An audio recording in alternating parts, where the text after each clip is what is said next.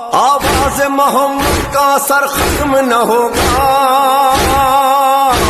थक जाएगा सूरज ये सफर खत्म न होगा।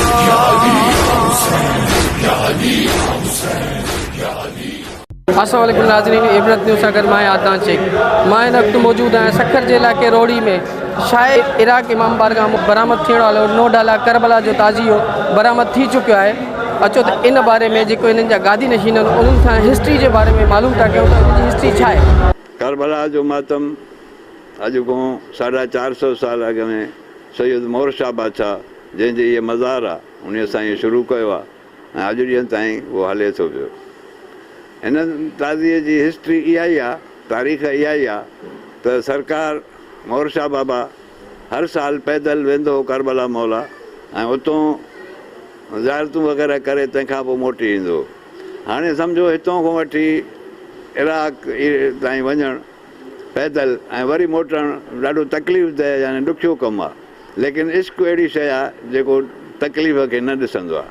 उहो साईं पंहिंजे इश्क़ में वेंदो ऐं 60 साल ताईं साईं पंधु कंदो रहियो। आख़िर में अर्ज़ु कयईं त हाणे असांजी पिछाड़ी थी वई आहे, हाणे अचण में असांखे तकलीफ़ थी थिए। त पोइ सरकार ॼण चयोसि त हाणे तूं न अचो, हाणे असां ईंदासीं, असां तोखे पंहिंजे पहिरीं तुर्बत जो नक्शो मोकिलियूं था, उन ते तव्हां नक्शो ताज़ियो ठाहे शबी ठाहियो, इनशा असां ईंदासीं। उन में कुझु ढालूं मोकिलियूं, ॿियूं ढालूं हितां जे बुज़ुर्ग सादातनि जूं आहिनि जेके कठियूं करे 2 ओॾो आयूं 7 खनि हितां कठियूं करे, हाणे उनखे 9 ढालूं लॻंदियूं आहिनि ऐं 2 तलवारूं आहिनि जेके ओॾो आयूं आहिनि, उहे 2 तलवारूं बि उन मातम में हूंदियूं आहिनि। ऐं तंहिंखां पोइ इहो मातम हिकु राति में ठहंदो आहे। 8 तारीख़ ॾींहं जो उन मातम जो जेको बि सामान आहे उनखे छंडे फूके रंग वग़ैरह करे तयारु करे रखंदा आहियूं।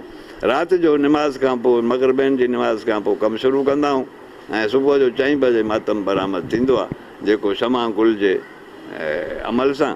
ऐं इन खां पोइ नालो छा अथसि मातम वरी ॿिए ॾींहं ते बि हलंदो आहे, 9 तारीख़ ॾींहं जो बि, वरी 10 तारीख़ ॾींहं जो बि।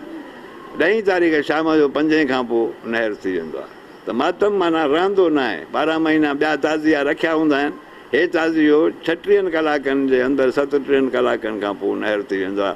तंहिंजे करे हिन माण्हुनि खे ॾिसण जो ऐं हुन सां वालिहाना मोहबत आहे।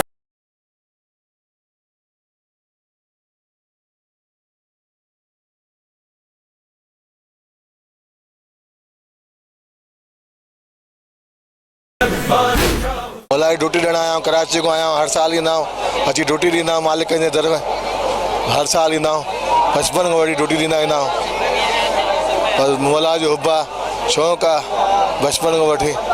मुॾे ख़बर जे पहिरें पड़ाव खां पोइ 9 डाला क़दीमी ताज़ियो करबला मैदान में ॿियो पड़ाव करे चुकियो आहे। 10 मुहर्रम ते बरामद थी करे करबला मैदान में शहीदनि जे कब्रिस्तान में इख़्तिताम पज़ीर थी वेंदो। कैमरा टीम सां गॾु अदनान शेख, इबरत।